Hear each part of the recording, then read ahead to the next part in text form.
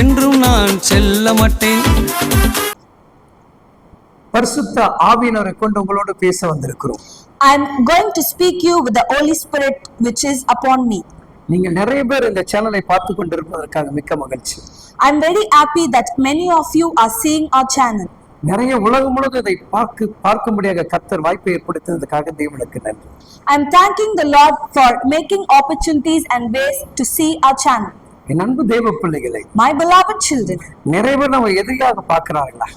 many of us are seeing as an enemy. நிறைய பேர் நம்மளை பொல்லாதவர்களாக பார்க்கிறாங்களா? Many of them are seeing you as a bad one. நம்மளை குற்றம் கண்டுபிடிக்கிறதுலே முகாந்திரமா இருக்கிறாங்களா? Are they finding fault within you? நான் தேவன் சொல்லுகிறார், But the Lord is telling, அதை குறித்து கவலையே படாத. please do not worry about that. அவர்களை எதையவனா கண்டுபிடிக்கட்டும், Let them find whatever they want. நீ என்ன கண்டுபிடின்றார்? Please find me, the Lord is telling. அவரை கண்டுபிடிச்சிருவீங்களா? Will you find him?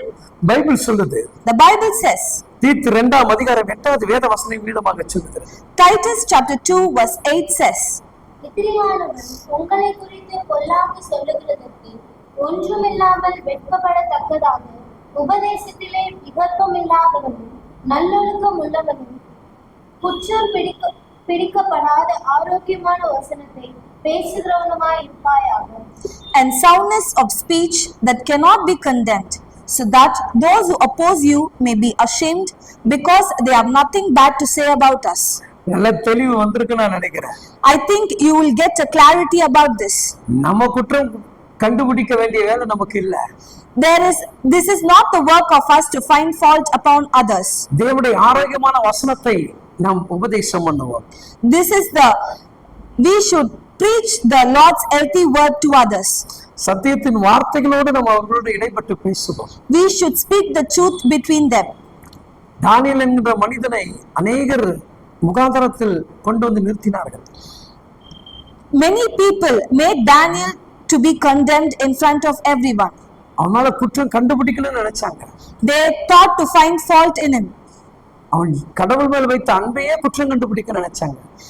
They made Daniel to find fault which he has on the Lord's love.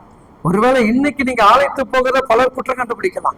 Maybe many of them are finding fault that you are going to church.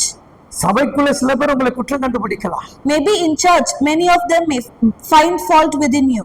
ஆனா நீங்கள் வேத வசனத்துல உறுதியாக இருந்தால், when you are strong in the Lord's word, வசனம் அவர்களை குற்றப்படுத்தும், உங்களை ஆசீர்வதிக்கும். The verse will find fault within them, but the verse will bless you. Amen. Amen.